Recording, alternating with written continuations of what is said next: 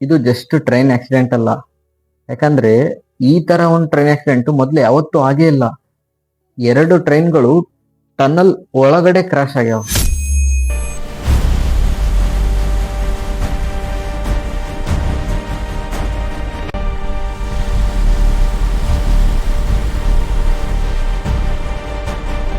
S, ಈ ವಿಡಿಯೋನಲ್ಲಿ ನಾ ಸ್ಲೋ ಆಗಿ ಡೀಟೇಲ್ ಆಗಿ ಯಾವ ತರ ಒಂದು ನಾರ್ಮಲ್ ದಿನ ಒಂದು ಡಿಸಾಸ್ಟರ್ ದಿನ ಆಗಿ ಬದಲಾಯ್ತು ಅನ್ನೋದು ಕೊನೆಯವರೆಗೂ ಕೇಳಿ.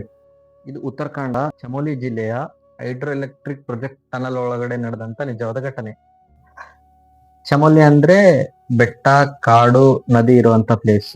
ಅಲ್ಲಿ ಹೈಡ್ರೋ ಎಲೆಕ್ಟ್ರಿಕ್ ಪ್ರಾಜೆಕ್ಟ್ ನಡೆದಿತ್ತು. ಹೈಡ್ರೋ ಎಲೆಕ್ಟ್ರಿಕ್ ಪ್ರಾಜೆಕ್ಟ್ ಅಂದ್ರೆ ಬೆಟ್ಟದ ಒಳಗಡೆ ಲಾಂಗ್ ಟನಲ್ ತೋಡಿ ನೀರಿನಿಂದ ಕರೆಂಟ್ ಜನರೇಟ್ ಮಾಡೋ ಪ್ರಾಜೆಕ್ಟ್ ಇದು.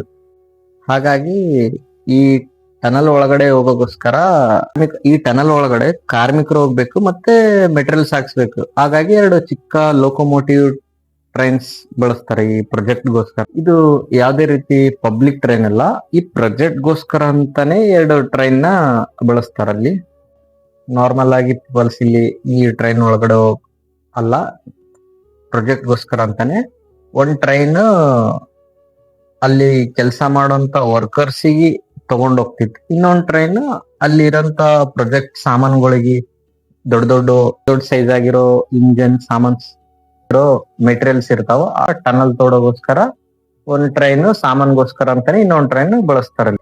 ಅಲ್ಲಿ ಟನಲ್ ಒಳಗಡೆ ಎನ್ವಿರಾನ್ಮೆಂಟ್ ಹೆಂಗಪ್ಪ ಅಂದ್ರೆ ಲೋ ವಿಸಿಬಿಲಿಟಿ, ಕಮ್ಯುನಿಕೇಶನ್ ಇಲ್ಲ, ಮತ್ತೆ ಸಿಸ್ಟಮ್ ನೆಟ್ವರ್ಕ್ ಇಲ್ಲ. ಈ ತರ ನೆಟ್ವರ್ಕ್ ಪ್ರಾಬ್ಲಮ್ ಇತ್ತು. ಹಾಗಾಗಿ ನಾರ್ಮಲ್ ಡೇ ಬಿಫೋರ್ ಆಕ್ಸಿಡೆಂಟ್ ಕಿನ್ನ ಮುಂಚೆ ನಾರ್ಮಲ್ ದಿನ ಅವತ್ತು ಹೆಂಗಿತ್ತು. ಆಕ್ಚುಲಿ ಡೈಲಿ ನಾರ್ಮಲ್ ಆಗಿ ನಡೀತಿತ್ತು. ವರ್ಕರ್ಸ್ ಯಾವ ತರ ಡೈಲಿ ಅಲ್ಲಿ ಕೆಲ್ಸಕ್ಕೆ ಹೋಗಿ ಯಾವ ತರ ವರ್ಕ್ ಮಾಡ್ತಿದ್ರಲ್ಲಿ ಹೈಡ್ರೋ ಎಲೆಕ್ಟ್ರಿಕ್ ಪ್ರಾಜೆಕ್ಟ್ ಗೋಸ್ಕರ.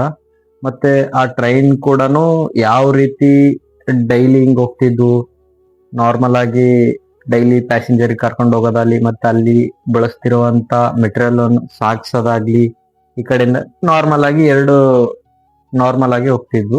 ಯಾವಾಗ ಮೇನ್ ಪ್ರಾಬ್ಲಮ್ ಸ್ಟಾರ್ಟ್ ಆಯ್ತಂದ್ರೆ ಅಲ್ಲಿ ಸಿಗ್ನಲ್ ಸಿಸ್ಟಮ್ ಮತ್ತೆ ಕಮ್ಯುನಿಕೇಶನ್ ಸಿಸ್ಟಮ್ ರಿಲೇಬಲ್ ಇರಲ್ಲ. ಯಾವಾಗ ಕಮ್ಯುನಿಕೇಶನ್ ಕಟ್ ಆಯ್ತಂದ್ರೆ ಡ್ರೈವರಿಗೆ ಇನ್ನೊಂದು ಟ್ರೈನ್ ಅಪೋಸಿಟ್ ಡೈರೆಕ್ಷನ್ ನಾಗ ಬರ್ತಾ ಇದೆ ಅಂತ ಮಾಹಿತಿನೇ ಸಿಗಲ್ಲ.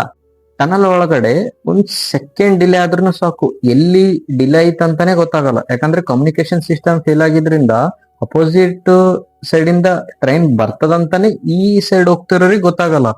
ಅಲ್ಲಿ ಸಿಗ್ನಲ್ ಅವ್ರಿಗೆ ಸಿಕ್ಕೇ ಇಲ್ಲಪ್ಪ ಅಂತ ಅಂದ್ಬಳಕ ಇವರು ನಾರ್ಮಲ್ ಆಗಿ ಯಾವ ತರ ಡೈಲಿ ಹೋಗ್ತಿತ್ತು ಅದೇ ರೀತಿ ಸಿಗ್ನಲ್ ಸಿಕ್ಕಿಲ್ಲ ಇಲ್ಲ, ಅಥವಾ ಸಿಗ್ನಲ್ ಸಿಸ್ಟಮ್ ಲೇಟ್ ಆಗಿ ಇವ್ರಿಗೆ ಸಿಕ್ಕಿರ್ಬೋದು. ಅವಾಗ within second 2 train same tunnel section ಅಲ್ಲಿ ಬಂದು ಅವಾಗ ಆ ಡ್ರೈವರ್ಸ್ ರಿಯಾಕ್ಟ್ ಮಾಡಷ್ಟರಲ್ಲೇ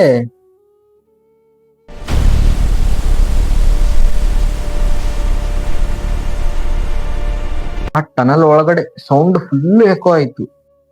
2 ಟ್ರೈನ್ ಸಟ್ನೆ ಕ್ರಾಶ್ ಆದ್ಮೇಲೆ ಸಡನ್ಲಿ ಜರ್ಕ್ ಹೊಡೆದಾಗ ಅವಾಗ ವರ್ಕರ್ಸ್ ಎಲ್ಲ ಬ್ಯಾಲೆನ್ಸ್ ತಪ್ಪಿ ಕೆಳಗಡೆ ಬಿದ್ದು. ಮತ್ತೆ ಇನ್ನೊಂದ್ ಟ್ರೈನ್ಯಾಗ ಕೆಲ್ಸ ಸಾಮಾನುಗಳು ಏನಿದ್ದು ಮೆಟೀರಿಯಲ್ಸ್ ಅವೆಲ್ಲಾನು ಕೆಳಗಡೆ ಬಿದ್ದು ಅವಾಗ ಎಲ್ಲಾ ಕಡೆ ಡಸ್ಟ್ ತುಂಬಿ ಇತ್ತು. 2 ಟ್ರೈನ್ ಕ್ರಾಶ್ ಆದ್ಮೇಲೆ ಅದು ಒಂದ್ ಟ್ರೈನ್ ನಲ್ಲಿ ಪ್ಯಾಸೆಂಜರ್ ತಗೊಂಡ್ ಹೋಗ್ತಿತ್ತು, ಇನ್ನೊಂದ್ ಟ್ರೈನ್ ಅಲ್ಲಿ ಅದು ಏನ್ ಸಾಮಾನ್ ಮೆಟೀರಿಯಲ್ಸ್ ತಗೊಂಡ್ ಹೋಗ್ತಿತ್ತು. ಅವ್ 2 ಟ್ರೈನ್ ಟನಲ್ ಒಳಗಡೆ ಕ್ರಾಶ್ ಆಗಿದ್ದರಿಂದ ಆ ಕಡೆ ಸಾಮಾನ್ ಬಿದ್ದು, ಈ ಕಡೆ ಟ್ರೈನ್ ನಲ್ಲಿ ಇದ್ದಂತ ವರ್ಕರ್ಸ್ ಈ ಸೈಡ್ ಬಿದ್ರು. ಕೆಲವೊಂದ್ ಸಾಮಾನು ಅಲ್ಲಿ ಕೆಲಸ ಮಾಡುತ್ತಿದ್ದಂತ ಟನಲ್ ಒಳಗಡೆ ಅವ್ರ ಮೇಲೆ ಬಿದ್ದು. ಆಗ full suddenly full echo, train crash ಆಗೋದು ಫುಲ್ ಎಕ್ಕೋನೇ ಆಯ್ತು. ಆ full sound, tunnel full dust ಆಗಿತ್ತು. ಅಲ್ಲಿ ಟನಲ್ ಒಳಗಡೆ ಫುಲ್ಲು ಡಸ್ಟ್ ಮಿಕ್ಸ್ ಆಗಿ ಅಲ್ಲಿ ಇದ್ದಂತವ್ರಿಗೆ ಫುಲ್ಲು ಉಸಿರಾಟ ತೊಂದರೆ ಆಯ್ತು. ಅವಾಗ ಸ್ವಲ್ಪ ಜನ ಅಲ್ಲೇ ಪ್ರಜ್ಞೆ ತಪ್ಪಿ ಬಿದ್ರು, ಸ್ವಲ್ಪ ಜನ ಫುಲ್ ಪ್ಯಾನಿಕ್ ಆದ್ರು, ಫ್ರಾಕ್ಚರ್ ಆದ್ವು, ಸ್ವಲ್ಪ ಜನಕ್ಕೂ ಆ ಟ್ರೈನ್ ಕ್ರಾಶ್ ಆಗಿ ಬಿದ್ದು ಸ್ವಲ್ಪ ಜನ ಆ ಟ್ರೈನ್ ಬೋಗಿಲ್ ಸಿಗಾಕೊಂಡ್ರು. ಯಾವ ಕಡೆ ಹೋಗ್ಬೇಕಂತಾನೆ ಗೊತ್ತಾಗ್ತಿಲ್ಲ. ಯಾಕಂದ್ರೆ ಆ ಟನಲ್ ಒಳಗಡೆ ಯಾವ್ದೇ ರೀತಿ ಫುಲ್ ಲೈಟ್ ಬೆಳಕು ಯಾವ್ದು ಇಲ್ಲ. ಅವ್ರು ಯೂಸ್ ಮಾಡ್ತಿರೋಂತ ಕೆಲವೊಂದು ಬ್ಯಾಟ್ರಿ ಆ ತರ ಇಂದ ಅಲ್ಲಿ ಆಲ್ರೆಡಿ ಕ್ರಾಶ್ ಆಗಿದ್ರಿಂದ ಎಲ್ಲ ಫುಲ್ಲು ಕತ್ಲು, ಅರ್ಧ ಹೊಗೆ ಎಲ್ಲ ಫುಲ್ಲು ಸ್ಪ್ರೆಡ್ ಆಗಿದ್ರಿಂದ ಅವ್ರಿಗೆ ಯಾವ ಸೈಡ್ ಹೋಗ್ಬೇಕಂತಾನೆ ಅವ್ರಿಗೆ ಗೊತ್ತಾಗ್ತಿರ್ಲಿಲ್ಲ ಅವಾಗ. ಯಾಕಂದ್ರೆ ಟನಲ್ ಒಳಗಡೆ ಇರೋದೇ 2 ಡೈರೆಕ್ಷನ್, ಒಂದ್ ಈ ಕಡೆ ಒಂದ್ ಈ ಕಡೆ. ಆ ಕತ್ತಲ್ದಾಗ ಆ ಒಗಿದಾಗ ಅವ್ರಿಗೆ ಹೆಂಗ್ ಯಾವ ಸೈಡ್ ಹೋಗ್ಬೇಕಂತಾನೆ ಗೊತ್ತಲ್ಲ. ಅದೆಲ್ಲ ನಾರ್ಮಲ್ ಆಗಷ್ಟಿಗೆ ಮತ್ತೆ ಇದೆಲ್ಲ ಸೀನಿಯರ್ ಆಫೀಸರಿಗೆ ಗೊತ್ತಾಯ್ತು ಈ ನ್ಯೂಸ್. ಅವಾಗ ಸೀನಿಯರ್ ಆಫೀಸರ್ ಇಮಿಡಿಯೇಟ್ಲಿ ಆ ಟನಲ್ ಆ ಸ್ಪಾಟ್ ನಲ್ಲಿ ಬರುವಾಗ ಆಫೀಸರ್ ಸಡನ್ಲಿ ಇಮಿಡಿಯೇಟ್ಲಿ ಅಲ್ಲಿ ಇದ್ದಂತ ವರ್ಕರ್ಸಿಗೆ ರೆಸ್ಕ್ಯೂ ಮಾಡಕ್ ಆಕ್ಷನ್ ತಗೊಂಡ್ರು. ಬಟ್ ಅವ್ರನ್ನ ರೆಸ್ಕ್ಯೂ ಮಾಡೋದು ಅಷ್ಟೊಂದು ಇಷ್ಟು ಈಸಿ ಆಗ್ಲಿಲ್ಲ. ಅಲ್ಲಿ ಬೆಳಕು ಸರಿಯಾಗಿರ್ಲಿಲ್ಲ. ದೊಡ್ಡ ದೊಡ್ಡ ಯಂತ್ರಗಳು ಅಂದ್ರೆ ದೊಡ್ಡ ದೊಡ್ಡ ಸಾಮಾನುಗಳು, ಅವು ಏನು ಹೈಡ್ರೋ ಎಲೆಕ್ಟ್ರಿಕ್ ಪ್ರಾಜೆಕ್ಟ್ ಗೋಸ್ಕರ ಬಳಸ್ತಿದ್ದಂತ ಸಾಮಾನುಗಳು ಇವರು ಪ್ಯಾಸೆಂಜರ್ ಇದು ವರ್ಕರ್ಸ್ ಮೈ ಮೇಲೆ ಬಿದ್ದು ಆ ವರ್ಕರ್ಸ್ ಮೈ ಮೇಲಿಂದ ಅಲ್ಲಿಂದ ಅವ್ರನ್ನ ತೆಗ್ದಾಕಿ ಮತ್ತೆ ಆ ಟನಲ್ ಒಳಗಡೆಯಿಂದ ಅವ್ರಿಗೆ ಹೊರಗ್ ತಗೊಂಡು ಹೋಗ್ಬೇಕನ್ನೋ ಒಂದು ಯಾವುದೇ ರೀತಿ ನ್ಯಾಚುರಲಿ ಲೈಟ್ ಒಳಗಡೆ ಇಲ್ಲ. ಹಾಗಾಗಿ ಹೆಲ್ಮೆಟ್ ಇಂದ ಟಾರ್ಚ್ ಏನ್ ಧರಿಸ್ತಾರಲ್ಲ ಆ ತರ ಹೆಲ್ಮೆಟ್ ಇಂದ ಟಾರ್ಚ್ ಧರಿಸಿ ಸ್ಟ್ರಕ್ಚರ್ ತಗೊಂಡು ಟನಲ್ ಒಳಗಡೆ ಹೋಗ್ಬೇಕು. ಯಾಕಂದ್ರೆ ಆಂಬುಲೆನ್ಸ್ ಡೈರೆಕ್ಟ್ ಆಗಿ ಟನಲ್ ಒಳಗಡೆ ಹೋಗಕ್ ಆಗಲ್ಲ. ಹಾಗಾಗಿ ಟನಲ್ ಹೊರಗಡೆ ಆಂಬುಲೆನ್ಸ್ ನಿಂತು ಅವಾಗ ಸ್ಟ್ರಕ್ಚರ್ ದಬ್ಕೊಂಡು ಅಲ್ಲಿ ಆಕ್ಸಿಡೆಂಟ್ ಆದಂತ ಸ್ಪಾಟಿಗೆ ಹೋಗಿ ಅವ್ರನ್ನ ಅಲ್ಲಿದ್ದಂತ ಪೇಷಂಟ್ಸಿಗೆ ವರ್ಕರಿಗ್ನ ಹಾಕೊಂಡು ಸ್ಟ್ರಕ್ಚರ್ ಮೇಲೆ ಇಲ್ಲಿ ಹೊರಗಡೆ ತಂದು ಆಂಬುಲೆನ್ಸ್ ಹತ್ರ ತರ್ಬೇಕಂದ್ರೆ ಫುಲ್ ಇವ್ರಿಗೆ ಕಷ್ಟ ಆಗಿತ್ತು. ಅಷ್ಟೊಂದು ಪ್ರಾಬ್ಲಮ್ ಆಗಿತ್ತು. ಯಾಕಂದ್ರೆ ಟನಲ್ ಒಳಗಡೆ ಹೋಗಿ ಅವ್ರಿಗೆ ವರ್ಕರ್ಸಿಗೆ ತಗೊಂಡ್ ಬರ್ಬೇಕಿತ್ತು. ಹಾಗಾಗಿ ಕೆಲವೊಂದು ಸೀರಿಯಸ್ ಕಂಡೀಷನ್ ಇದ್ದು ಅಷ್ಟೇ ಇಮಿಡಿಯೇಟ್ಲಿ ಹಾಸ್ಪಿಟಲ್ಗೆ ಟ್ರಾನ್ಸ್ಫರ್ ಮಾಡ್ತಿದ್ರು. ಉಳಿಕಿದವ್ರಿಗೆ ಅಲ್ಲೇ ಆಂಬುಲೆನ್ಸ್ ಅಲ್ಲೇ ಟ್ರೀಟ್ಮೆಂಟ್ ಕೊಟ್ಟು ಅವ್ರಿಗೆ ಅಲ್ಲೇ ಚಿಕ್ಕ ಸಣ್ಣ ಪುಟ್ಟ ಗಾಯಗಳಿಗೆ ಅಲ್ಲೇ ಅವರು ಟ್ರೀಟ್ಮೆಂಟ್ ನ ಕಂಟಿನ್ಯೂ ಮಾಡ್ತಿದ್ರು. ಕಾಂಡ ಗೌರ್ಮೆಂಟ್ ಇಮಿಡಿಯೇಟ್ಲಿ ರಿಯಾಕ್ಟ್ ಮಾಡಿತ್ತು. ಹಾಸ್ಪಿಟಲ್ಗೆ ಇನ್ಸ್ಟ್ರಕ್ಷನ್ ಕೊಟ್ಟಿತ್ತು ಫ್ರೀ ಟ್ರೀಟ್ಮೆಂಟ್. ಮತ್ತೆ ಅಲ್ಲಿ ನಿಯರ್ ಇರುವಂತ ಹಾಸ್ಪಿಟಲ್ಗೆಲ್ಲ ಯಾವುದೇ ರೀತಿ ಪ್ರೈವೇಟ್ ಹಾಸ್ಪಿಟಲ್ ಆಗಲಿ ಗೌರ್ಮೆಂಟ್ ಹಾಸ್ಪಿಟಲ್ ಆಗಲಿ ಫಸ್ಟ್ ಹೋಗಿ ಅಲ್ಲಿ ಅವ್ರನ್ನ ಶಿಫ್ಟ್ ಮಾಡಿ ಫ್ರೀ ಆಗಿ ಟ್ರೀಟ್ಮೆಂಟ್ ಸ್ಟಾರ್ಟ್ ಮಾಡ್ಬೇಕು. ಎಮರ್ಜೆನ್ಸಿ ಕೇರ್ ಮಾಡ್ಬೇಕು. ಯಾವುದೇ ರೀತಿ ಡಿಲೇ ಇರ್ಲಾರ್ದಂತ ಹೇಳಿ ಅವರು ಸ್ಟ್ರಿಕ್ಟ್ ಆಗಿ ರಿಯಾಕ್ಟ್ ಮಾಡಿ ಆಕ್ಷನ್ ಕೊಟ್ರು ಎಲ್ಲಾ ಹಾಸ್ಪಿಟಲ್ಗಳಿಗೆ ನಿಯರ್ ಇರುವಂತ. ಅದೃಷ್ಟವಶ ಯಾವುದೇ ಸ್ಪಾಟ್ ಡೆತ್ ಆಗಿಲ್ಲ. ಬಟ್ ಬಹಳಷ್ಟು ಜನಕ್ಕೆ ಕಂಡೀಷನ್ ಫುಲ್ ಸೀರಿಯಸ್ ಅದ. ಅದಕ್ಕೆ ಡಾಕ್ಟರ್ಸ್ ಆದಷ್ಟು ಬೇಗ ಅವ್ರನ್ನ ಉಳಿಸುವ ಪ್ರಯತ್ನ ಮಾಡ್ಲತ್ತಾರ. ಈಗ ಬಂದಿರೋ ಆಫಿಷಿಯಲ್ ರಿಪೋರ್ಟ್ ಪ್ರಕಾರ 100+ ಇಂಜುರೀಸ್ ಆಗ್ಯಾವ. Head injuries, fractures, internal injuries, panic related trauma. ಯಾಕಂದ್ರೆ ಅವ್ರು ಸಡನ್ಲಿ ಆಗಿದ್ರಿಂದ ಅವ್ರಿಗೆ ಏನಾಯ್ತಪ್ಪ ಅಂತ ಸೀದಾ ಅಲ್ಲಿ ಕೆಲವೊಬ್ರು ಕೋಮಾದಾಗ ಹೋಗ್ಯಾರ, ಪ್ಯಾನಿಕ್ ಆಗಿಬಿಟ್ರ ಫುಲ್ಲು. ಹಾಗಾಗಿ ಅವ್ರಿಗೆ ಸೀರಿಯಸ್ ಆಗಿ ಇಮಿಡಿಯೇಟ್ಲಿ ಅವ್ರನ್ನ ಹಾಸ್ಪಿಟಲ್ಗೆ ಅಲ್ಲಿ ಶಿಫ್ಟ್ ಮಾಡಿದಾರ. ಇಲ್ಲಿ ಎಲ್ಲಾರು ಕೇಳ್ತಿರೋದು ಒಂದೇ ಪ್ರಶ್ನೆ, ತಪ್ಪ ಯಾರ್ದು? ಡ್ರೈವರ್ಸ್ದ ಇಲ್ಲ ಆ ಕಡೆ ಟ್ರೈನ್ ಯಾವುದೇ ರೀತಿ ಪ್ರಾಬ್ಲಮ್ ಇರ್ಲಾರ್ದು ಟ್ರೈನ್ ಹೋಗ್ತೈತೆ. ಯಾವುದೇ ರೀತಿ ಬ್ರೇಕ್ ಫೇಲ್ ಇಲ್ಲ, ಮತ್ತೆ ಟ್ರ್ಯಾಕ್ ಚೇಂಜಸ್ ಇಲ್ಲ, ಯಾವುದೇ ಇಲ್ಲ. ಅಲ್ಲಿ ಇರೋದೇ ಒಂದೇ ಟ್ರ್ಯಾಕ್. ಆ ಟ್ರೈನ್ ಆ ಟನಲ್ ಹೈಡ್ರೋ ಎಲೆಕ್ಟ್ರಿಕ್ ಪ್ರಾಜೆಕ್ಟ್ಗೋಸ್ಕರ ಒಂದೇ ಟ್ರ್ಯಾಕ್ ಹಾಕಿದ್ದಾರೆ. ಹಾಗಾಗಿ ಈ ಟ್ರ್ಯಾಕ್ ನಲ್ಲಿ ಟ್ರೈನ್ ಕರೆಕ್ಟ್ ಆಗಿ ಹೊಂಟಿತ್ತು. ಡ್ರೈವರ್ಸ್ ಕೂಡ ಕರೆಕ್ಟ್ ಆಗಿ ಡ್ರೈವ್ ಮಾಡ್ತಾ ಇದ್ದ. ಬಟ್ ಇಲ್ಲಿ ಮೇನ್ ಆಗಿರೋ ಪ್ರಾಬ್ಲಮ್ ಏನಂದ್ರೆ ಕಮ್ಯುನಿಕೇಶನ್ ಸಿಸ್ಟಮ್ ಮತ್ತೆ ನೆಟ್ವರ್ಕ್ ಸಿಸ್ಟಮ್ ಇವೆರಡು ಫೇಲ್ ಆಗಿ ಅಪೋಸಿಟ್ ಆಲ್ರೆಡಿ ಒಂದ್ ಟ್ರೈನ್ ಬರ್ಲತ್ತಿತ್ತು.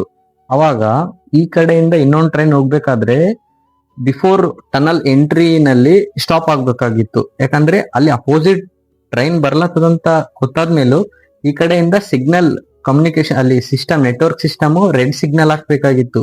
ಅದು ರೆಡ್ ಸಿಗ್ನಲ್ ಇಲ್ಲಿ ಬಂದಿರ್ಲಿಲ್ಲ. ಎಕ್ಸ್ಪರ್ಟ್ ಹೇಳೋ ಪ್ರಕಾರ ಇಲ್ಲಿ ರೆಡ್ ಸಿಗ್ನಲ್ ಇನ್ನೂ ಬಂದಿಲ್ಲ. ಹಾಗಾಗಿ ಈ ಟ್ರೈನ್ ತನ್ನ ಎವರೇಜ್ ಸ್ಪೀಡ್ ನಲ್ಲಿ ಈ ಟ್ರೈನ್ ಮೂವ್ ಆಯ್ತು. ಅವಾಗ ಆ ಟ್ರೈನ್ ಮೂವ್ ಆಗಿ ಈ ಟ್ರೈನ್ ಮೂವ್ ಆಗಿ ಸೆಂಟರ್ ಮಿಡಲ್ ಅಲ್ಲಿ ಟನಲ್ ಒಳಗಡೆ ವರ್ಕರ್ಸ್ ಮಧ್ಯೆ ಇರುವಂತಲ್ಲಿ ಎರಡು ಟ್ರೈನ್, ಒಂದು ಟನಲ್ ಒಂದು ಪ್ಯಾಸೆಂಜರ್ ಅಲ್ಲಿ ವರ್ಕರ್ಸ್ ತಗೊಂಡು ಹೋಗ್ತಿರೋ ಟ್ರೈನ್, ಇನ್ನೊಂದು ಅಲ್ಲಿ ವರ್ಕ್ ಮಾಡ್ಬೇಕಾಗಿರೋಗೋಸ್ಕರ ಸಾಮಾನುಗಳು ತಗೊಂಡು ಹೋಗ್ತಿರೋ ಟ್ರೈನ್. ಈ ಎರಡು ಟ್ರೈನ್ ಕ್ರಾಶ್ ಆಗಿ ಮಿಡಲ್ ಈ ತರ ಆಗಿರ್ಬೋದು ಅಂತ ಎಕ್ಸ್ಪರ್ಟ್ ಅಲ್ಲಿ ಸಜೆಸ್ಟ್ ಮಾಡಿದ್ದು.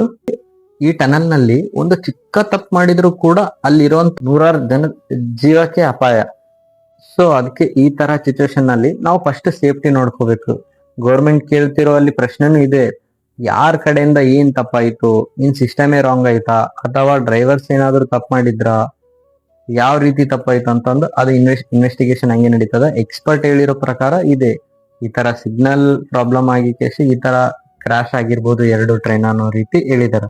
ಸೊ ಅದಕ್ಕೆ ಈ ತರ ಒಂದು ಸಿಚುವೇಶನ್ ನಲ್ಲಿ ನಾವು ಫಸ್ಟ್ ಸೇಫ್ಟಿ ನೋಡ್ಕೋಬೇಕು. ಕೆಲಸ ಇಂಪಾರ್ಟೆಂಟ್ ಓಕೆ, ಬಟ್ ಕೆಲ್ಸದ್ಕಿಂತ ನಮ್ ಲೈಫ್ ತುಂಬಾ ಇಂಪಾರ್ಟೆಂಟ್ ಆಗುತ್ತೆ. ಸೊ ಈ ತರ ಯಾವುದೇ ರೀತಿ ನಮ್ ಡೇಂಜರಸ್ ಕೆಲಸ ಆಗಿರ್ಲಿ, ಫಸ್ಟ್ ನಾವು ಅಲ್ಲಿ ಸೇಫ್ಟಿ ಇದೆಯಲ್ಲ ಅನ್ನೋದು ನೋಡ್ಕೋಬೇಕು. ಅಲ್ಲಿ ಸೇಫ್ಟಿ ಕಾಂಪ್ರಮೈಸ್ ಮಾಡಬಾರ್ದು. ಫಸ್ಟ್ ನಮ್ಗೆ ಸೇಫ್ಟಿ ಇದೆಯಲ್ಲ ನೋಡ್ಕೋಬೇಕು. ಅದ್ ಕೆಲಸ ಯಾವ್ದೇ ಆಗ್ಲಿ, ಈ ಟನಲ್ ಆಗ್ಲಿ, ಕೆಲವೊಂದು ದೊಡ್ಡ ದೊಡ್ಡ ಅಪಾರ್ಟ್ಮೆಂಟ್ ಆಗ್ಲಿ, ಈಗ ರೀಸೆಂಟ್ ಆಗಿ ಬೆಂಗಳೂರಲ್ಲಿನೂ ಒಂದು ಆಗಿರೋ ಘಟನೆ. ಮೇಲೆ ಟಾಪ್ ಫ್ಲೋರ್ ನಲ್ಲಿ ಕೆಲಸ ಮಾಡ್ಬೇಕಾದ್ರೆ ಬೈ ಮಿಸ್ ಆಗಿ ಕಾಲ್ ಜರಿಗೆ ಬಿದ್ದು ಸೀದಾ ಗ್ರೌಂಡ್ ಫ್ಲೋರಿಗೆ ಅಲ್ಲೇ ಸ್ಪಾಟ್ ಅಲ್ಲೇ ಡೆತ್ ಆಯ್ತು. ಹಾಗಾಗಿ ಅವ್ರೇನ್ ಸರಿ ಅಂತಂತೇಳಿ ಒಂದ್ 5-10 ಲಕ್ಷ ಅಂತ ಕಾಂಪ್ರಮೈಸ್ ಕೊಟ್ಟು ನಿಮ್ಗೆ ಅಲ್ಲೇ ಇದ್ ಮಾಡಿ ಕಳಿಸ್ತಾರ. ಬಟ್ ಅದು ಯಾವ್ದು ಇಂಪಾರ್ಟೆಂಟ್ ಅಲ್ಲ. ನಮ್ ಲೈಫ್, ನಮ್ ಜೀವನ ಇಂಪಾರ್ಟೆಂಟ್. ಸೊ ಹಾಗಾಗಿ ನೀವ್ ಯಾವ್ದೇ ರೀತಿ ಕೆಲಸ ಮಾಡ್ಬೇಕಾದ್ರೆ ಒಂದು ಡೇಂಜರಸ್ ಅಂತ ಕೆಲಸ ಇದ್ದಾಗ ಫಸ್ಟ್ ನಮ್ ಲೈಫ್ ಸೇಫ್ಟಿ ಇದೆಯಲ್ಲ, ಅಲ್ಲಿ ಸೇಫ್ಟಿ ಇಲ್ಲ ಅಂದ್ರೆ ಯಾವ್ದೇ ರೀತಿ ಮಾಡಕ್ ಹೋಗ್ಬೇಡ್ರಿ. ಸೇಫ್ಟಿ ಇದೆಯಲ್ಲ ಅಂತ ನೋಡ್ಕೊಂಡು ಅದಾದ ನಂತರ ನಿಮ್ ಕೆಲಸ ಬೇಕಾದ್ರೆ ಸ್ಟಾರ್ಟ್ ಮಾಡಿ. ಸೊ ಅದಕ್ಕೆ ನಾ ಎಲ್ರಿಗೂ ಹೇಳ್ತಿರೋದು, ಫಸ್ಟ್ ನಿಮ್ ಲೈಫ್ ನಿಮ್ ಸೇಫ್ಟಿ ನೋಡ್ಕೇಳಿ. ಬಟ್ ಯಾವುದೇ ರೀತಿ ಯಾವುದೇ ಕೆಲಸ ಆಗ್ಲಿ ನೀವು ರಿಸ್ಕ್ ತಗೋಕ್ ಹೋಗ್ಬೇಡ್ರಿ. ನಿಮ್ ಲೈಫ್ ಇಂಪಾರ್ಟೆಂಟ್ ಆಗ್ತದಲ್ಲಿ. ಸೊ ಇದಾಗಿತ್ತು ಉತ್ತರಾಖಂಡದ ಟನಲ್ ಟ್ರೈನ್ ಆಕ್ಸಿಡೆಂಟ್. ಸೇಫ್ ಆಗಿರಿ, ಜಾಗರೂಕರಾಗಿರಿ. Thank you.